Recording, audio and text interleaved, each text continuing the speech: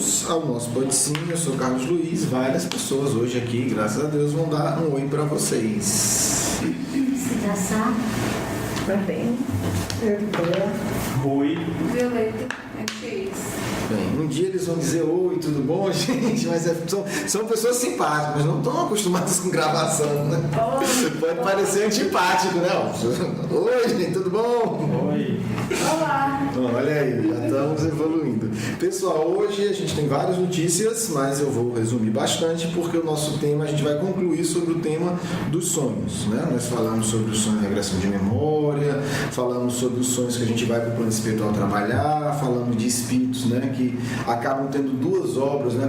Enquanto acordados constroem uma obra na Terra e desencarnados cuidam de uma outra obra no plano espiritual, né? E se preparam para encarnações futuras. Então o sonho também serve como uma preparação para encarnações futuras. Hoje a gente vai falar de um sonho que talvez exija um pouco mais de explicação, porque é menos comum, né? Que é o sonho onde durante esse sonho o futuro é revelado. Isso aí é interessante. Quem inventou isso? O Espiritismo? Não. Infelizmente ou felizmente o Espiritismo não inventa nada, ele só ensina. Por quê? Eu lembrei agora, por exemplo, do Apocalipse. O que é o Apocalipse? Né? O Apocalipse, se não, numa linguagem extremamente simbólica, né? E aí tem que ter todo um estudo para entender, mas é uma previsão do futuro. Né? Inclusive não podia ser clara na época que foi, né? Porque ele teve que ter toda essa simbólica para não causar um impacto de medo. Exatamente, né? Pavor, né, excessivo. E aí são vários os casos, né? Tem um caso impressionante que a gente não vai estudar hoje, mas fica aí a dica, um dia a gente pode tratar sobre ele. Talvez o mais impressionante da história, não sei, mas é um dos mais, que é o do Nostradamus. Mas o Nostradamus realmente merece um estudo mais específico, porque tem de fato coisas que Nostradamus colocou com muita clareza e que se concretizaram. Tem a mesma questão, o Nostradamus viveu mais ou menos no século XVI, 1500 e alguma coisa, só que depois que ele fez uma previsão lá que morreu um rei, que ia morrer um nobre, ele se deu conta que era perigoso esse negócio de falar o futuro dos outros.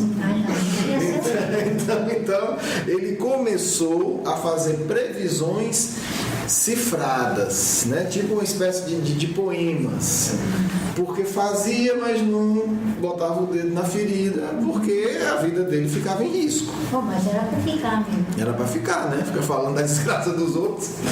E ele fez previsão sobre pessoas, sobre sociedades. Então, Nostradamus, muita coisa se vê que tem uma relação muito evidente e clara. Outras coisas não. Outras coisas é a imaginação de quem está lendo. Então, não são previsões tão claras por isso, porque tinha um ambiente político, ele não podia falar tudo, né? De uma maneira tão direta. Algumas coisas ele falou e aconteceram. Algumas interpretações também feitas diferentes, né? O povo não entendia e tinha aquela coisa, né? Vou fazer uma previsão que um dia os reis vão ser mortos e vai acontecer uma Revolução Francesa 200 anos depois. Complicado, né? Complicado. Como é que um rei ia escutar isso? Então tem uma série de coisas. Uma particularmente que me impressiona muito do Nostradamus é ele ter falado do nazismo, né? E ele ter falado que o líder dos nazistas na Segunda Guerra seria o Richter, quer dizer, ele falou quase Hitler, ele errou por uma letra. Aí é uma coisa meio... Aí é espantoso, né? Você fala um chute de 400 anos antes e tem uma letra só, aí é complicado, né? Você dizer que não tem nada na história. Mas o som mesmo assim. Hã? Tipo, o som. Quando você pronuncia. Sim, não. Não pode achar que você não tem como. Imagine hoje, você diz assim, não precisa nem ser. Daqui a 400 anos vai ter um presidente do Brasil de nome tal. Nossa Senhora. Assim, é muita coisa. Então, enfim, eu só estou colocando isso para colocar que não é uma novidade, nem só uma pessoa que faz. É muito comum, e pessoas também, assim, comuns, né, que não são João Evangelista, nem Nostradamus, né, como até foi falado aqui, né, conhecida de vocês, que às vezes tem sonhos relacionados à família, que acontece. Então, né, para a gente entender que tem desde aquela, né, uma pessoa comum como a gente, do dia a dia, e o Nostradamus que vai ver coisas espantosas. Eu vou falar aqui de duas pessoas, né, que estão acima da média. é a da Ivone Pereira, já conhecida nossa, né? E do médium não tão conhecido chamado Edgar Cayce, que não é conhecido no Brasil, mas é considerado com justiça o maior médium do século XX dos Estados Unidos. E aí, assim, eu particularmente acho muito legal estudar esses médiuns que não tiveram contato com o espiritismo, porque a gente vê o fenômeno, né, sem dizer, não, que é espírita, está inventando, porque, né, nem conhece, nunca ouviu falar de espiritismo. O Edgar Cayce, eu vou falar primeiro dele, ele tinha premonição também, mas ele na verdade, a rigor, o Edgar Cayce ele era um sonâmbulo, ele era mais sonâmbulo do que médium. Por quê? Ele entrava em transe, ou deitava lá no sofá, se concentrava, saía do corpo, ia para um local que ele descrevia no plano espiritual e ele respondia a pergunta que as pessoas faziam a ele. Transmitindo nitidamente. Respondia as perguntas e é impressionante a obra dele, porque assim, o volume da obra dele é maior do que a do Chico. Como vocês assim? terem ideia. Ele se desdobrava, ia para o mundo espiritual. Na volta? Não na volta. De lá, fora do corpo, ele ficava dialogando com as pessoas. Com as pessoas Encarnadas, que iam lá atrás de orientação. Quer dizer, ele ali deitado. Ou seja, ele ficava lá deitado e as pessoas conversavam com ele. Exatamente, conversavam com ele. A Ivone Pereira fazia isso também. Só que a Ivone Pereira fazia isso, pelo que ela relata no livro, mais orientado para a medicina. Então ela saía do corpo, porque aí se dialogava melhor com os espíritos, e os espíritos explicavam, olha, fulano está com isso, não sei o quê, e transmitia a mensagem. Certo? Ele também trabalhou muito com a área de saúde, né? Ele dava muitas consultas, orientações a respeito de saúde, tanto a pessoas presentes quanto as pessoas ausentes, né? A pessoa ia pedir por um filho, por um irmão, por um pai, por uma mãe, etc. Ele era da área da saúde ou não? Não era. Ele era fotógrafo. Isso era sempre que queria, toda E aí, noite, ou- Era todo dia, ele fazia isso o dia todo dia.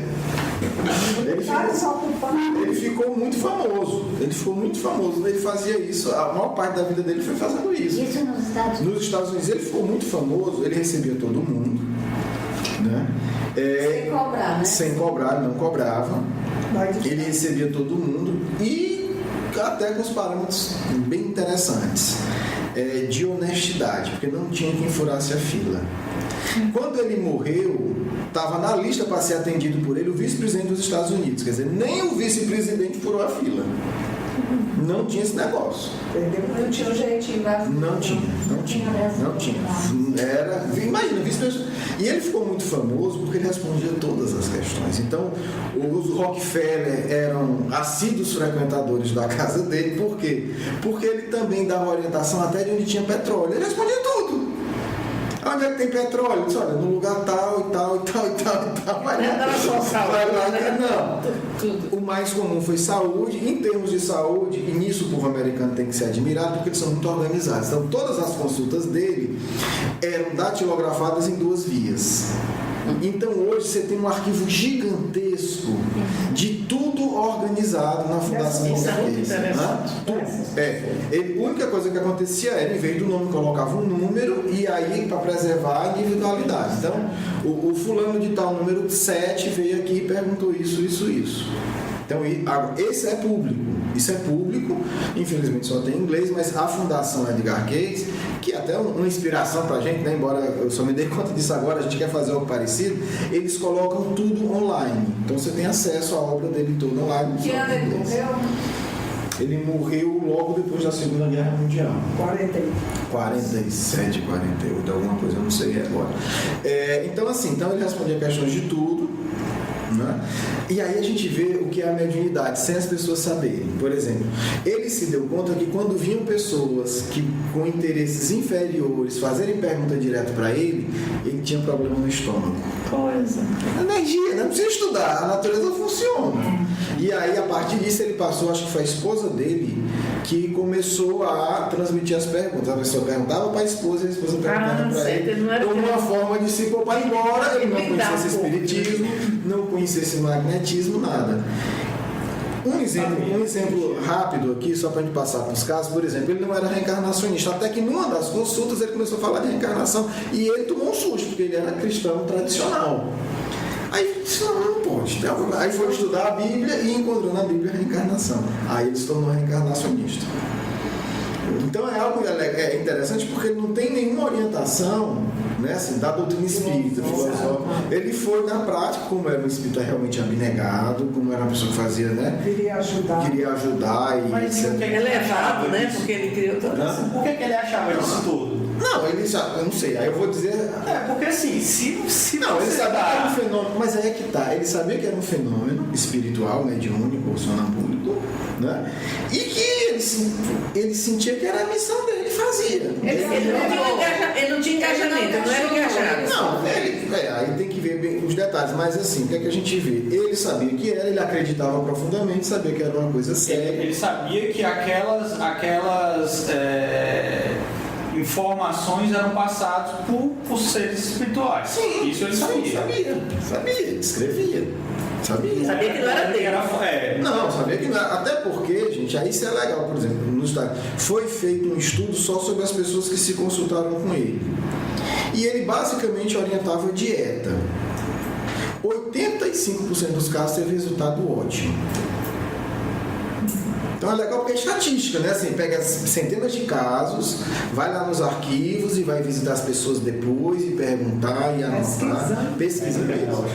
Entendeu? Então, Americano é ótimo. Pois é, tem que aprender. Nesse ponto eles estão na nossa frente, né? Assim, então você chega lá, tá tudo arquivado, tudo organizado sobre tudo. Ele respondeu. Isso eu imagino. Eu não vou entrar, mas tem outras revelações dele interessantes, inclusive algumas que a gente vai discutir depois, porque são um pouco as informações que o Emmanuel deu sobre o Egito, mas aí é um outro programa, vamos voltar, porque é mais legal, mas vamos voltar para aqui. E aí, numa dessas consultas, em 1935, foi depois ele ficou muito mais famoso ainda, né? O presidente dos Estados Unidos visitava muito ele, etc, etc. E aí, olha a previsão, 1935, uma pessoa ligada a assuntos internacionais foi conversar com ele e ele falou que, eu vou ler só alguns trechos, né? Ele falou que via tendências nos corações e nas almas dos homens que levariam a um grande conflito. Segunda Guerra. E aí depois ele... Não, aí eu vou já dizer, detalhe, quando a Primeira Guerra acaba, isso aí está tudo livro de história, se tinha a ilusão de que a Primeira Guerra tinha sido a guerra para acabar com todas as guerras. Todas as guerras, Então, e foi uma coisa tão horrivelmente dolorosa, nunca teve uma guerra que morreu tanta gente, proporcionalmente. Como na Primeira Guerra. Então todo mundo achava que não, depois dessa ninguém vai inventar guerra mais, porque todo mundo pagou muito caro. Então o clima era esse, que não haveria mais uma grande guerra. Aí eu acho que Então, 25 anos depois, né? acaba em 18, né? 45 começa. E aí o que acontece? Então nesse momento, isso aqui, em 1935, ninguém acreditava, assim, era uma coisa. E ele fala disso, eu não vou ler a mensagem toda, mas ele vai dizer o seguinte, né? Que haverá um grande conflito induzido por australianos e alemães, e depois os japoneses vão se juntar a eles. Gente, Olha isso aqui que coisa. não tinha historiador no mundo, no político no mundo que fez uma coisa Imaginasse dessa. um... E aí lá na frente nessa consulta ele diz, né? Mas o ator principal serão os nazistas. Né? Fala dos nazistas. Então, depois que ninguém acreditou, ficou registrado, o cara deve ter que tá bom, né? Não tá dizendo. Não vai acontecer. Depois que a guerra aconteceu, obviamente, mas meu Deus, como é que ele 10 anos antes soube disso? E com detalhes, assim, Não, né? vários detalhes, né? Falando os países que iriam se aliar. Gente, em política internacional ninguém sabe isso nunca. Não tem político, estadista que saiba, vai ter uma guerra daqui a 10 anos e vai se aliar aos países tal. Como informar. E outro caso, Não, ninguém sabe. Mesmo países envolvidos. os presidentes, os chefes de Estado, não tem como saber um negócio desse. Não é uma informação que não existe no mundo. E aí depois ele ainda falou o ano que ela ia terminar e acertou. Aí Então, assim, é uma previsão que está documentada. Isso foi em 35, a guerra começou em 39. Exatamente. Então, e aí depois ele falou do final de 45. Então, porque é algo que não estava no cenário de Não ninguém, né? Não estava, tava uma coisa completamente assim. fora do ciclo. Então, é um dos casos. O outro caso, eu vou colocar do tempo, o outro caso, também ligado à Segunda Guerra, da Ivone do Amaral Pereira. Eu vou ler só um trechinho aqui. Vocês querem pegar a folhinha? Eu trouxe algumas folhas, vocês querem acompanhar?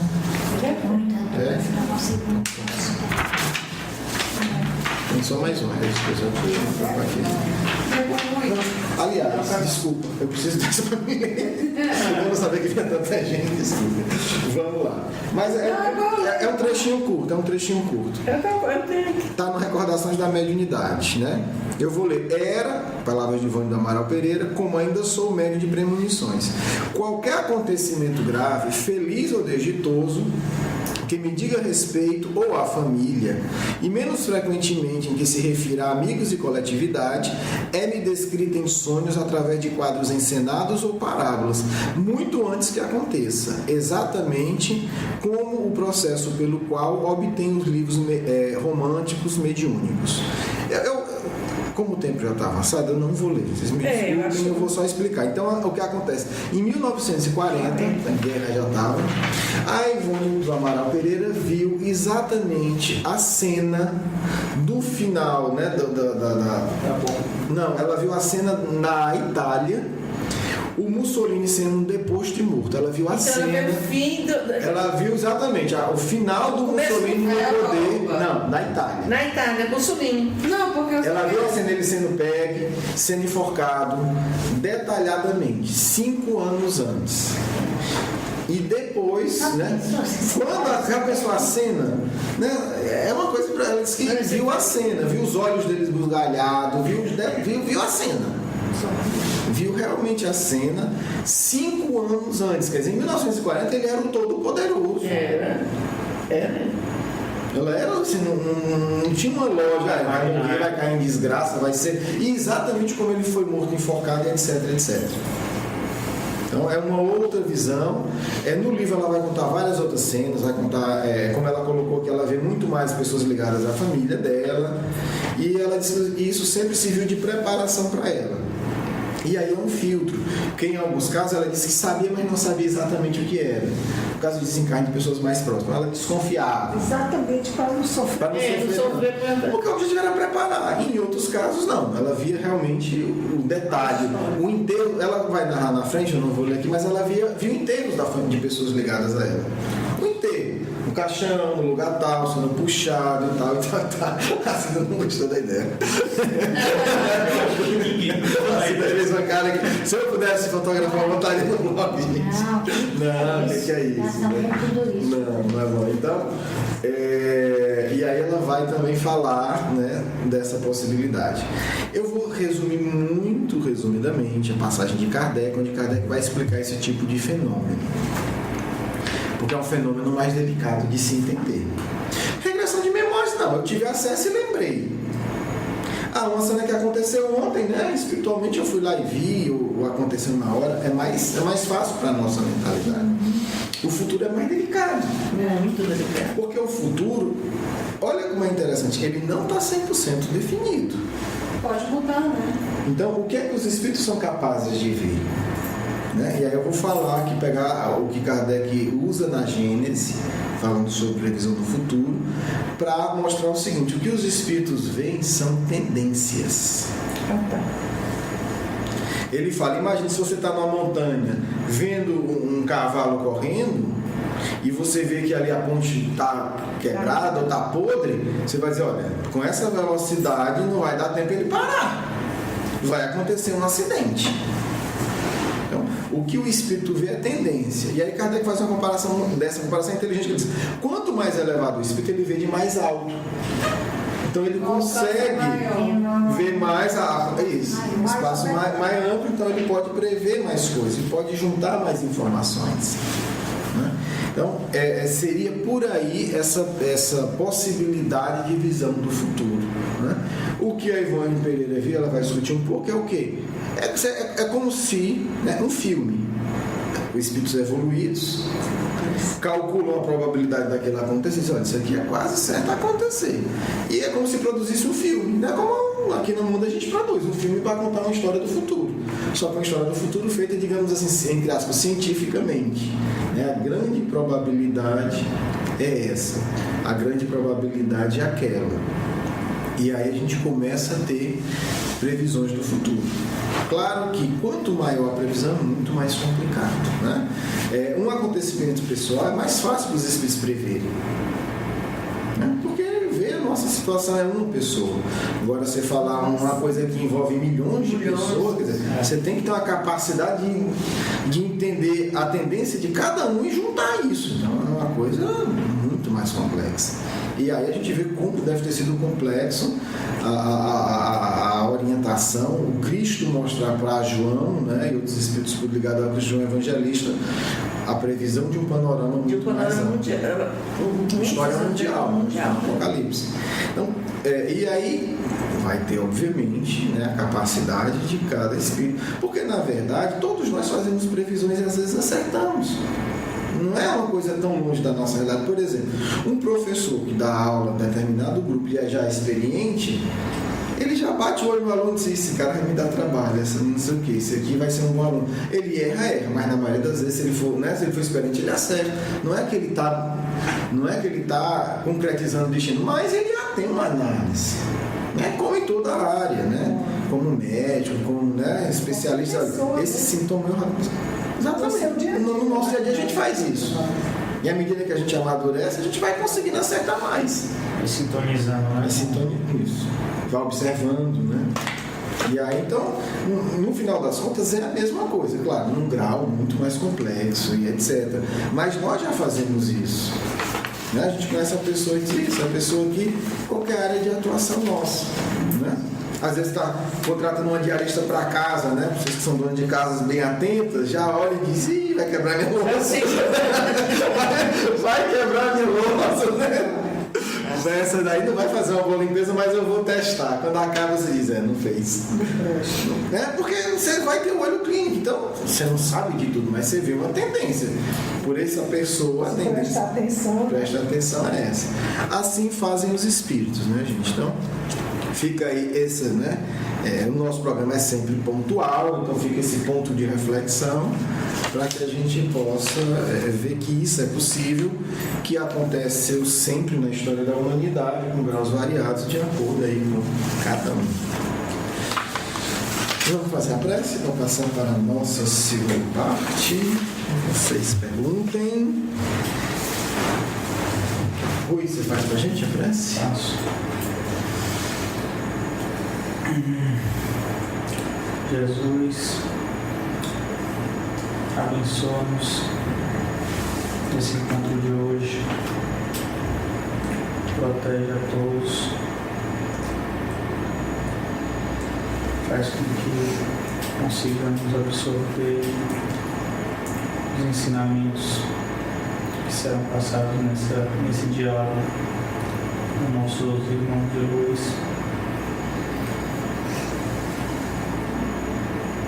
Protege a todos, agora e sempre. Que assim seja. Que a paz do Cristo toque os nossos corações, nos incentivando à coragem, ao amor e à fraternidade, porque Deus, que tudo sabe, tudo ama e tudo protege, e cada um de nós deste mundo tem o amado companheiro Jesus de Nazaré a nos indicar o caminho da verdadeira felicidade.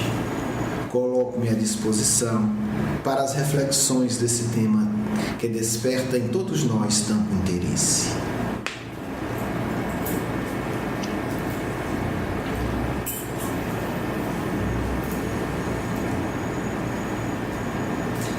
Pode ser feita pergunta pessoal, tipo o que aconteceu com a gente? Como estudo de caso, sim.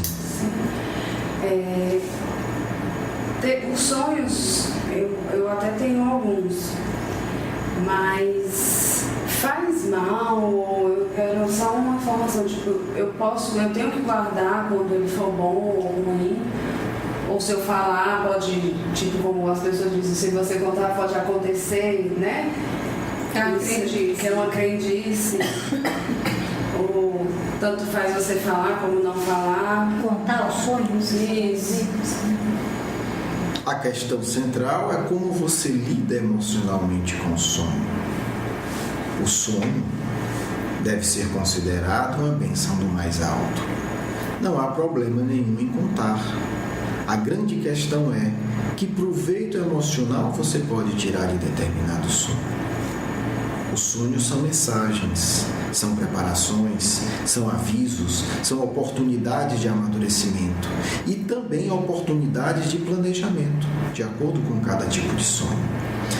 A informação do sonho pode ser compartilhada, como toda informação da vida deve ser compartilhada com pessoas que possam valorizá-la, enriquecê-la, como qualquer outra informação.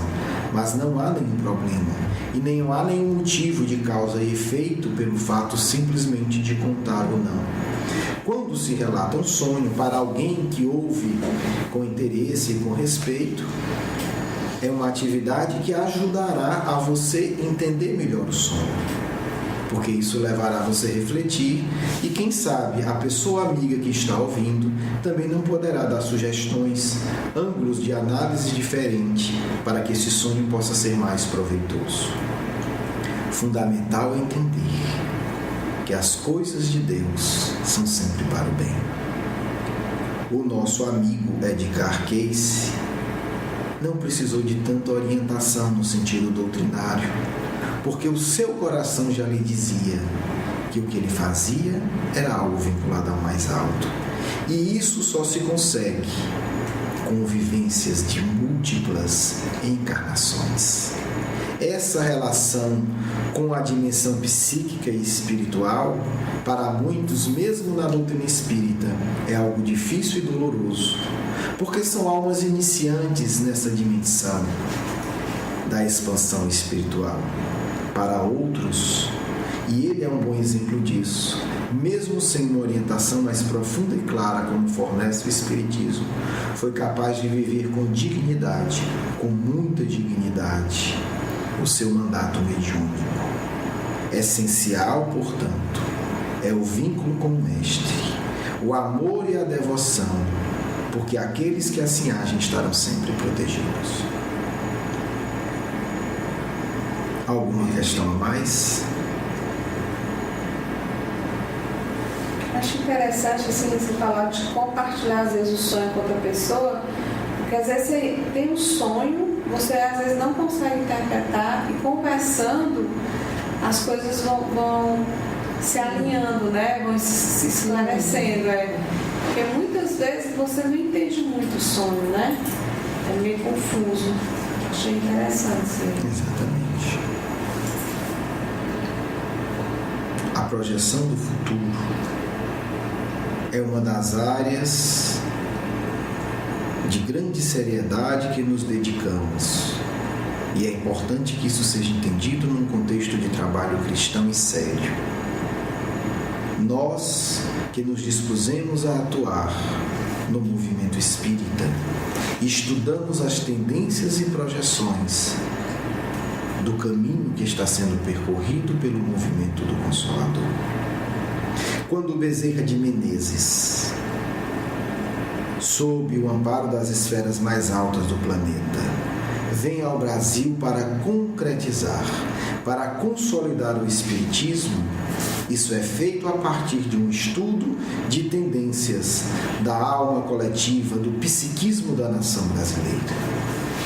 Quando orientamos ações mais ou menos amplas em relação ao movimento espírita, estamos fundamentados a partir das tendências psíquicas atuais do movimento espírita.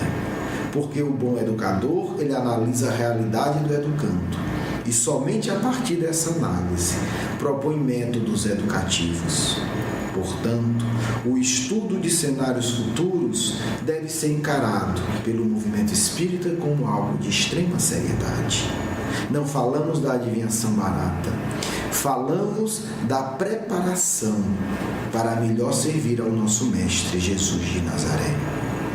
Esses quadros do futuro são verdadeiramente indispensáveis, porque é preciso saber as dificuldades, os obstáculos e os tropeços do caminho para que nos qualifiquemos adequadamente. Quando falamos da necessidade da ação virtual da internet, falamos vendo as tendências da tecnologia do futuro, para que o movimento espírita não se torne um movimento fanático, fechado, isolacionista e isolado. É necessário que os espíritas percam a falsa modéstia, achando que o Evangelho nada tem a ver com tecnologias avançadas. Portanto, cada ponto de reflexão e de ação apresentado por nós, por cada um de nós da coordenação do Grupo Marcos, tem sempre um estudo de cenários futuros, debatidos, discutidos, estruturados.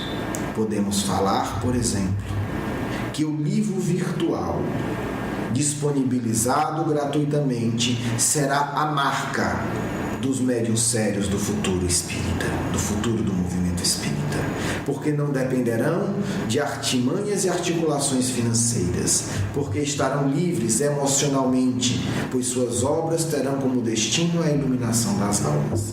E os espíritos elevados optarão por esses trabalhadores, porque provarão por si mesmos a abnegação da sua tarefa, sem desculpismos vaidosos e sem gerar estruturas que possam desfocalizar, perder a essência principal da sua tarefa.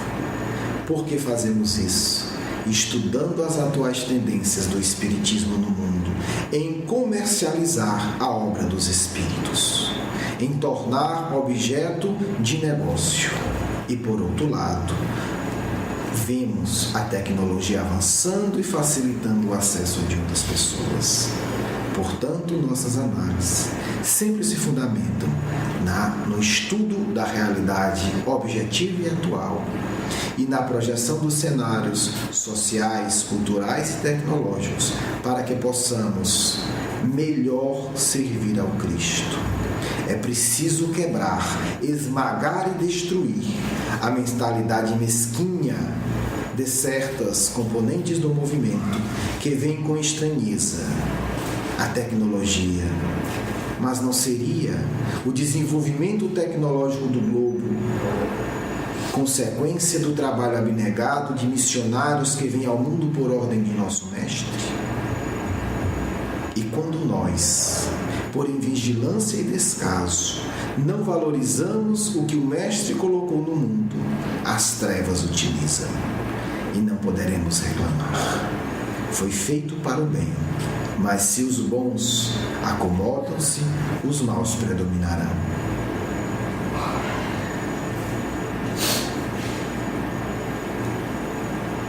Alguma última colocação, indagação para concluirmos?